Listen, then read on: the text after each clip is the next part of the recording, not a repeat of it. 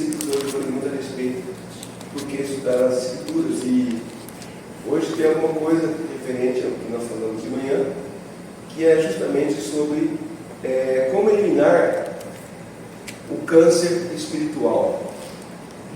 A gente chama de câncer espiritual, que é a falsa doutrina. Nós sabemos que muitas doenças físicas que nós adquirimos ao longo da vida, muitas delas são fáceis de ser tratadas ou conviver com elas ao longo dos anos. Mas nenhuma delas é mais preocupante do que o câncer. A palavra já assusta, né? Parece que só ouvir a palavra, o coração dispara, se arrepia, né? As pessoas, elas ficam assustadas. Foi engraçado uma vez, quando eu tirei uma ferida do câncer de pele, eu fui para São Paulo, e na escola que eu sempre vou lá levar uns documentos, tem dois seguranças que eu brincava muito com eles, e eles viram o curativo, perguntaram o que aconteceu. Eu tirei um câncer de pele. Assustado, né? E só aquela palavra, o de pele parece que não teve muita importância, apesar de que algumas pessoas descobriram depois disso, né? Que algumas pessoas morrem por causa do câncer de pele, um deles foi o Roberto Leal, que morreu do câncer de pele. Mas enfim, o diagnóstico como câncer parece que tira o sono da pessoa. Agora, existe um câncer muito pior do que a igreja convive, né? Um câncer pior do que aquele que a medicina tem aí catalogado. Esse câncer espiritual, ele não apenas aniquila o corpo, como também a alma de uma igreja. Leva a pessoa, leva a igreja, muitas vezes a um distanciamento da palavra de Deus, distanciamento daquilo que é realmente a vontade de Deus. E o tratamento para esse câncer só pode acontecer se nós voltarmos de fato, como falamos hoje de manhã, às Escrituras, né? Não tem como. A falsa doutrina que tem permeado muitas igrejas só pode ser combatida com a palavra de Deus. O câncer, a doença do câncer, pode existir tratamento para muitas delas, né? Aí a pessoa faz um tratamento específico de quimioterapia, radioterapia, transplante de medula óssea, enfim. Alguns casos até eles combinam as modalidades para esse câncer espiritual que está aniquilando a igreja, somente a palavra de Deus. E esse tratamento, né, se dá, que é a palavra de Deus, é algo que, assim, Deus sendo soberano, Deus sabedor de todas as coisas, Deus nos deixou a sua palavra, a fim de que por meio dela nós pudéssemos ter condições de combater aquilo que se vê por aí na nossa igreja, né? Muitas vezes a falsa doutrina, ela decorre de pessoas não convertidas, que absorvem um estilo de vida cristã, mas que ainda nunca nasceram de novo, e que estão vivendo por aí como dizendo ser crentes, mas que de fato não são crentes, porque elas apenas têm um estilo cristão, não nasceram de novo. Mas se nós quisermos realmente termos sucesso e vencermos o combate contra a falsa doutrina, nós precisamos, primeiramente, né, ter esse conhecimento da graça salvadora do Senhor Jesus Cristo, entender que a salvação que Ele nos trouxe, nos chamou para uma comunhão com Ele, e essa graça, essa salvação, o céu e o próprio Cristo e a sua glória, ela pertence a nós e a sua igreja. E muitos, como eu disse, que gostam de dizer cristãos, para eles são palavras que talvez não fazem nem muito sentido, embora muitas vezes eles usam em termos, né, chavões aí, que muitas vezes acabam sendo criados no meio da igreja, mas que de fato nunca trouxe nenhum sentido real. Então, quando você recebe a Cristo como Salvador, tudo muda. Quando a graça de Deus entra no coração, imediatamente, e cada vez mais o convertido se coloca Deus em primeiro lugar, ele deseja conhecer mais a Deus. E por que essa falsa doutrina tem crescido em muitas igrejas? Porque muitas igrejas estão sendo formadas por pessoas que não são convertidas. Então a prioridade nossa como crentes, como falamos de manhã, e a gente incentiva isso, é a Bíblia. E nós devemos levar a sério a palavra de Deus. Para o mundo, alguns preceitos, alguns conceitos da palavra de Deus é visto como extremista, né? Mas o homem com fé, ele sabe que agora que Cristo é o seu Salvador, as coisas mudaram, e ele então passa a ter o entendimento de que aquilo que Deus está falando a ele não é extremismo, mas é algo que realmente vai beneficiar a sua vida, não apenas a vida espiritual, mas também a sua vida no seu dia a dia. Aqueles que são tolos, que apenas, como eu disse, ficam ali circulando entre os evangélicos, mas nunca tiveram consciência realmente da necessidade de nascer de novo, quando algo é um confronto direto, que ela tem que tomar a decisão, ou seguir a Cristo ou fazer a própria vontade, ela vai seguir a própria vontade. Então nós como crentes temos como prioridade seguir a Cristo e a sua vontade e preservar a palavra de Deus com uma alma renovada, né, pela graça. Nós devemos ver aquilo que o incrédulo não vê, as coisas invisíveis, conforme o autor de Hebreus nos fala ali em Hebreus capítulo 11, que ele dá uma definição de fé, né, que o incrédulo não vê. O incrédulo não entende, né? Ele não vê porque ele não entende, mas o crente, ele não vê, mas crê. Lá em Hebreus 11, versículo 1, que é conhecido o capítulo da Galileia da fé, começa com uma fé, a certeza do que haveremos de receber, o que esperamos, a prova daquilo que não podemos ver. Então, o incrédulo, como é que você pode ter certeza que você vai para o céu? Geralmente é a pergunta deles. Você não vê, já viu alguém que morreu e foi para o céu? Não, porque ela não pode voltar para a terra. Mas o crente, ele recebe isso com fé, com esperança, que um dia irá acontecer. E aí então, ele reconhece a Bíblia como única luz que pode iluminar a sua vida e trazer para ele algo que o mundo não pode trazer. Então, a luz espiritual que a palavra de Deus nos traz vem pelo poder regenerador de Deus, ou seja, quando nós somos salvos, aquilo que o incrédulo antigamente não entendia, ele passa a entender, porque agora ele tem a luz do Espírito Santo que ilumina e esclarece aquilo que ele não entendia. E ele vai ser ensinado, ele vai aprender os valores reais da verdade, e ele vai amar cada vez mais as coisas eternas. Então,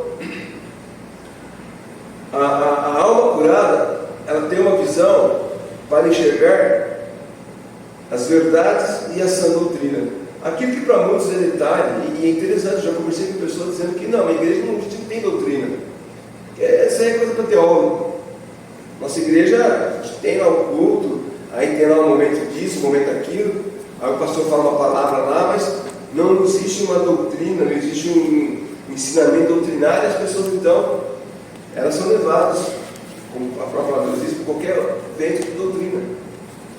Então a verdade dessa doutrina são aquilo que uma alma renovada necessita para se alimentar, para crescer, para florescer, para se tornar vigorosa. Por essa razão a palavra de Deus descreve a boa doutrina como sã, ou seja, saudável. Sã é saudável. Ela é saudável para a alma, assim como o alimento é saudável, né?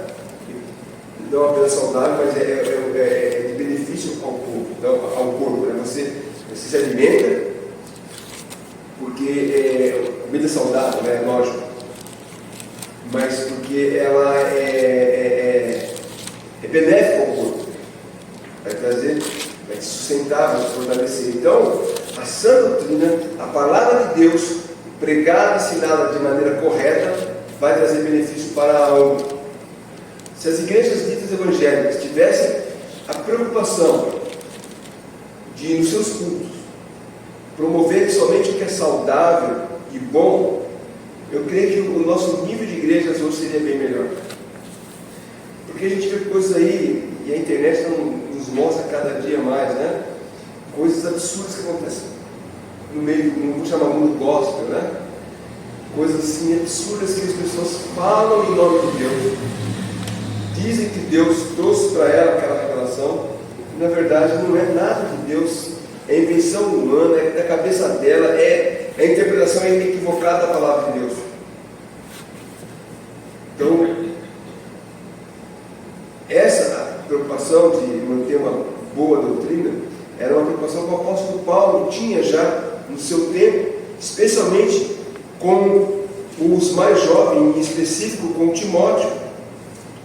Lá, Paulo ele é bem claro com a redação tanto da primeira carta como da segunda carta, mas, por exemplo, o apóstolo Paulo, no capítulo 4 de 2 Timóteo, diz: eu te encorajo solenemente na presença de Deus e de Cristo Jesus, que há de julgar os vivos e os mortos, por ocasião da sua manifestação pessoal e diante do seu reino. Prega a palavra, enche a tempo e fora de tempo, aconselha, repreende, encoraja com toda paciência e sã doutrina, ou doutrina saudável. Ele fala por que isso? Porque chegará tempo que haverá, as pessoas não vão suportar o santo ensino.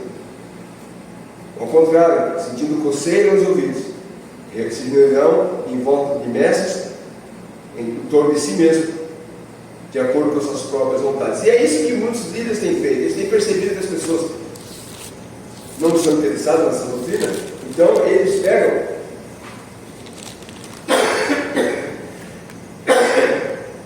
e pensam: bom, o que eles querem ouvir? Eu vou pregar o que eles querem ouvir. E assim, a palavra boa, saudável, é deixada de lado. Então, o verdadeiro ministro, ele tem a preocupação de alimentar com a verdade, com palavras da fé, de boa doutrina. Veja o capítulo 4 aqui, o versículo 6 diz: quanto a mim, já estou sendo derramado como vinho oferta. Não, desculpa. Agora em volta aqui que só botei 4,6. 4,6, eu estava em segundo, tinha que dar para o segundo, né? 4,6 diz assim, 1 Timóteo 4,6: orientando aos irmãos quanto a esses assuntos, serás bom ministro de Cristo, nutrindo pelas palavras da fé, da boa teologia que tens seguido. Ou seja, a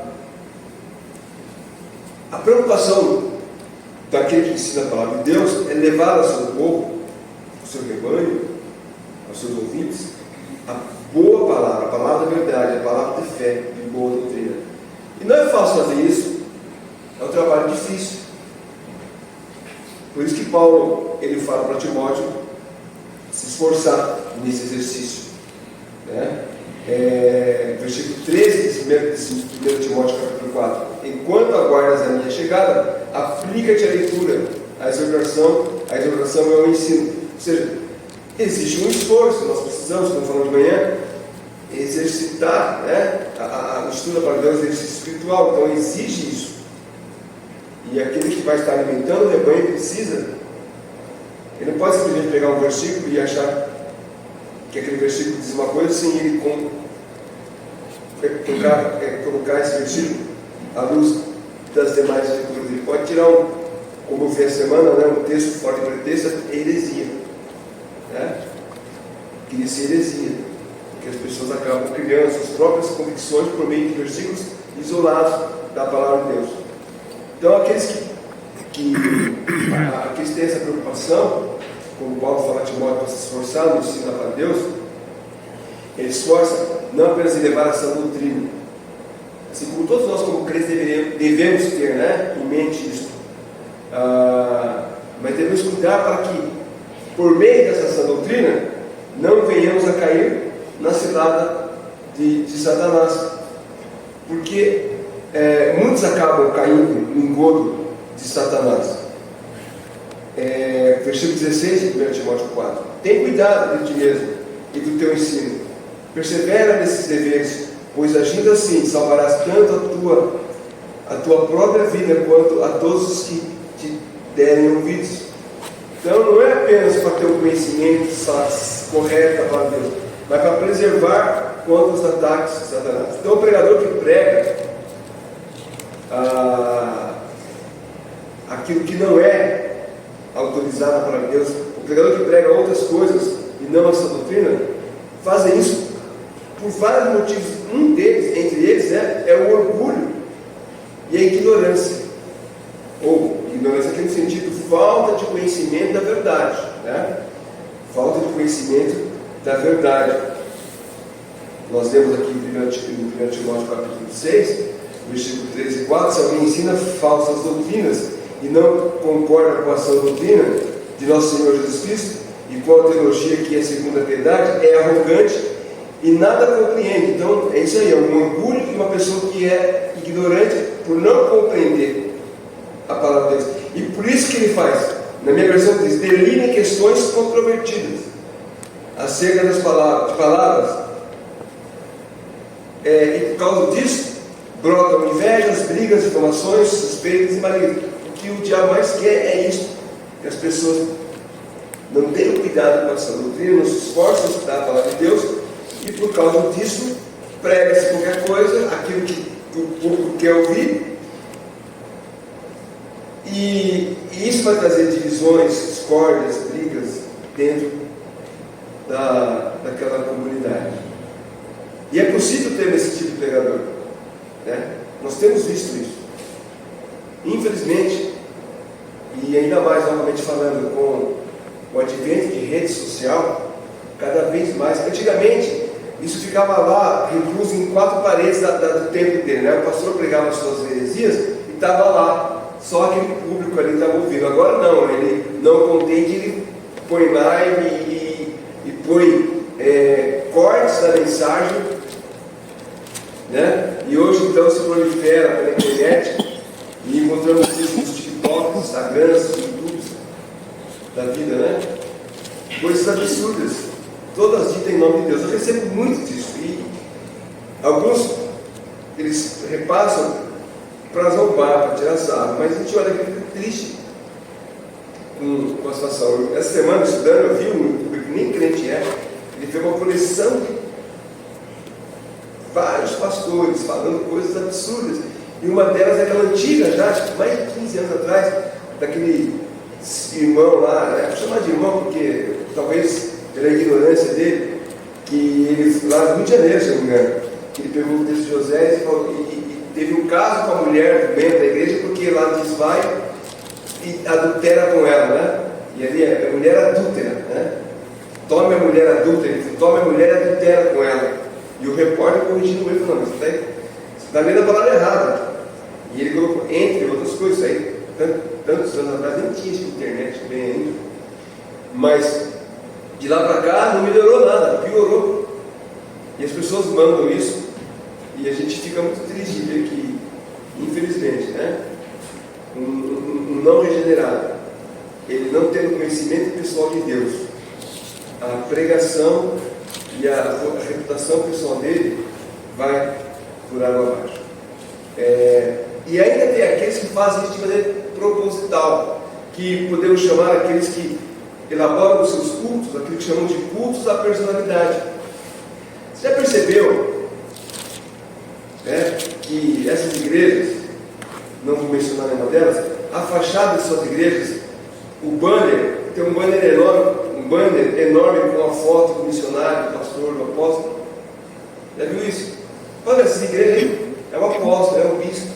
Às vezes está exposto lá, às vezes é a apóstola, a bispa, né?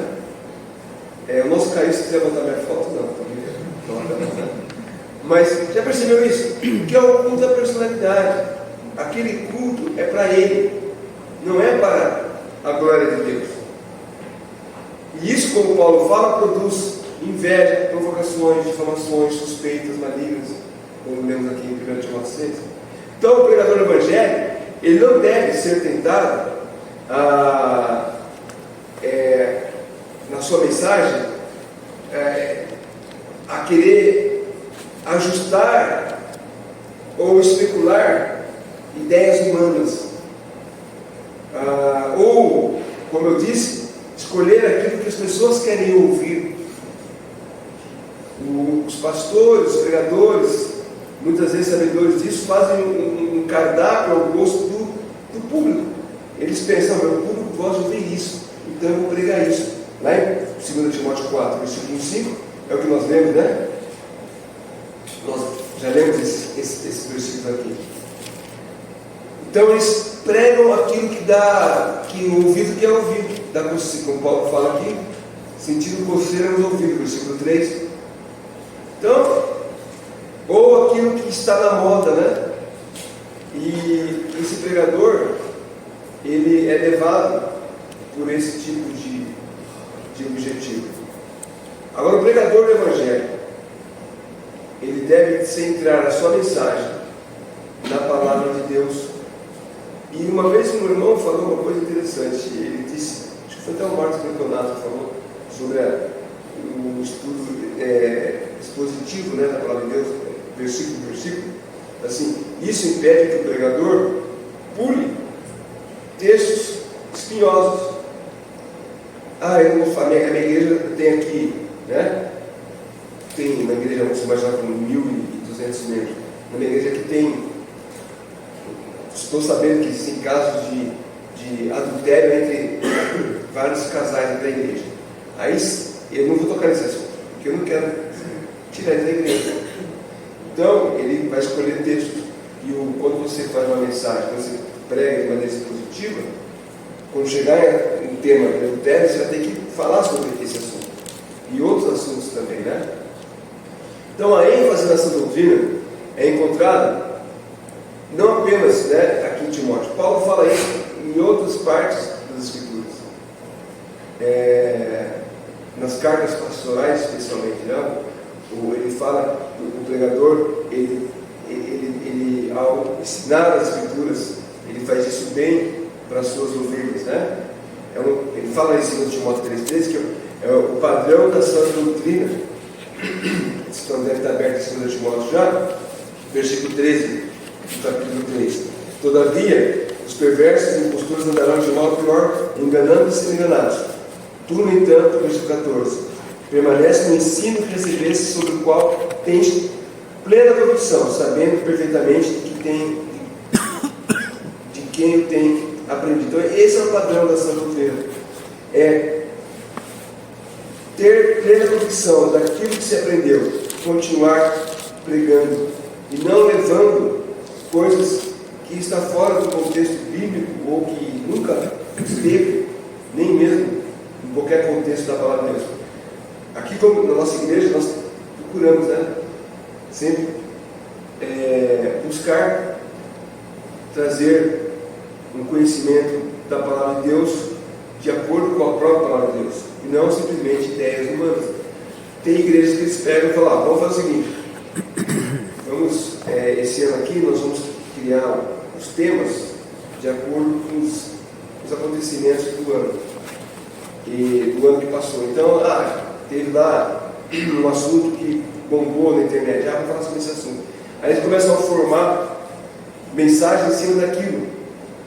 E muitas vezes você ouve aquilo, eu estou dizendo aquilo que eu já ouvi.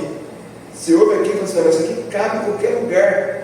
Pode ser numa igreja evangélica, pode ser num clube social, pode ser num centro espírita, pode ser num auditório de autoajuda, qualquer lugar isso aqui serve. A diferença é que botou o nome de Deus aqui, o nome de Jesus acolá, mas não tem nada realmente na palavra de Deus. E nós temos que tomar cuidado para agir de acordo com as Escrituras. Então, essa doutrina, ela vai derivar de uma exposição apropriada das Escrituras, a pregação que realmente edifica, ela só existe onde existe uma atitude de submissão à própria palavra de Deus. Ali no capítulo 1 de Tito,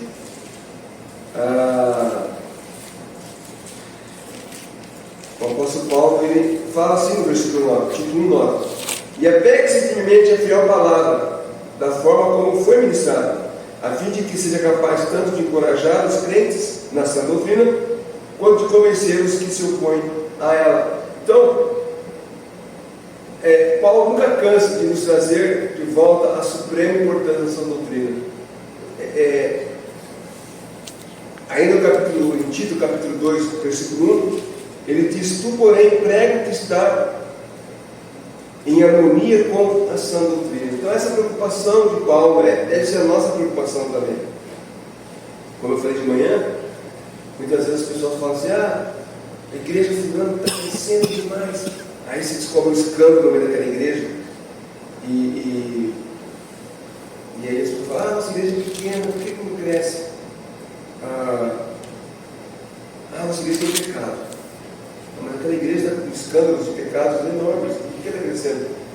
Pode ter certeza, não temos que nos orgulhar. Isso é uma obrigação que nós temos como igreja. As igrejas que prezam a palavra de Deus, elas tendem a não crescer de fato. Nós temos já uma dificuldade como igreja de ser uma igreja independente. Então não temos outras, nem em Campinas, nem em São Paulo, no Brasil. Né? Existem igrejas de evangelho independente, mas não tem nenhuma ligação conosco. Então muitas vezes as igrejas denominacionais, elas crescem pela migração de membros, que sai de uma cidade, vai para outra. Então ele é batista, ele vai para uma cidade, ele procura uma igreja batista, ele é presbiteriano, vai para uma cidade, ele procura uma igreja presbiteriana. Aqui em Campinas, a pessoa, nessa igreja, a pessoa só fica se ela não tem uma igreja da sua denominação, ou se ela se converte aqui, ou ela começa a confrontar o que ela sempre aprendeu com o que está aprendendo e prefere ficar. Então não vamos iludir achando que nós vamos alcançar muitas pessoas para Cristo com uma sã doutrina, porque ninguém quer ouvir isso. A gente percebe isso. Eu vou dar um exemplo aqui. Não quero tirar do contexto, mas falando ontem com uma amiga minha, eu já falei isso de manhã, a Elizabeth ontem estava conversando com a Ângela, falando sobre a situação política, né? Falando de um e do outro, não vou falar nomes aqui, mas vocês vão saber de quem eu estou falando. Por que as pessoas desprezam? Porque fala grosso e a verdade, e o outro fala manso. Essa afrodescendente aqui toca batuque, né? Vai o outro falar isso, você vê só o que acontece. Então, as pessoas querem ouvir coisas assim, né? Engraçadinhas, bonitinhas. Isso vai dar crescimento para a igreja, de número de gente, né? Mas quando você preza a palavra de Deus, as pessoas não querem isso, elas não querem saber da doutrina sadia. Agora, essa preocupação que encontramos nas cartas de Paulo, Pedro também tem essa preocupação. Lá em 2 Pedro, ele fala no versículo 2 Pedro 2, 17, ele diz assim: esses homens são como fontes sem água, névoas levadas por tempestades, para as quais está reservada a absoluta escuridão das trevas. Está falando de falsos mestres, falsos profetas. Pedro ele fala a respeito das pessoas que nós devemos tomar cuidado com elas, porque, como diz aqui, são fontes sem água. Já passou pela experiência, está morrendo de sede e vai numa torneira, abre a torneira que tem água? É horrível isso. E Judas também nos alerta isso, no versículos 13, no versículos 12 e 13 de Judas, versículo 12: essas pessoas participam de vossas reuniões e celebrações fraternais, banqueteando-se convosco sem o menor pudor, agem como pastores que a si mesmos se apacentam, vagam como nuvens sem água, impelidas pelo vento, são como árvores sem folhas, nem frutos, 2 vezes mortas, arrancadas pela raiz, são como as ondas bravias do mar, espumando suas próprias indecências, estrelas errantes, para as quais estão preparadas as mais densas trevas por toda a eternidade. Novamente, Judas também nos alerta contra esse tipo de pessoas, né? Que ele fala antes, né? Trilha o caminho de Caim, cai no meio de Balaão, pessoas que apenas estão preocupadas com si próprio. Ele mesmo aqui diz: pastores que a si mesmos se apacentam. Devemos tomar cuidado com isso. Estamos começando o ano, vamos preservar aquilo que é de fato a palavra de Deus, aquilo que realmente importa, né?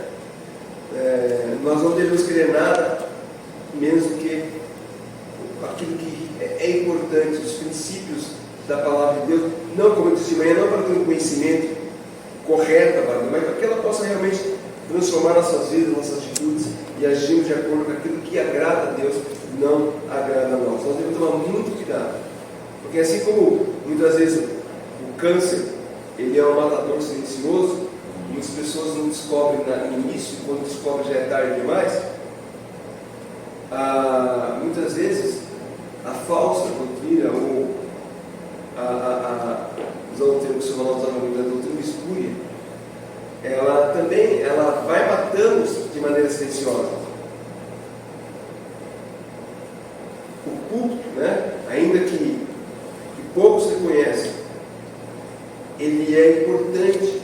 E se você ver ao longo da história, o culto ele está sempre regendo o mundo. Ele vai levar homens e nações tanto ao céu como para o inferno. Pessoas que são enganadas por líderes, estão sendo enganadas e estão indo ao caminho do inferno. O mundo, em grande parte, ele está como está hoje por causa dos cultos. Os pastores não têm mais voz ativa. Os grupos, né, que se levantam contra a palavra de Deus são muito mais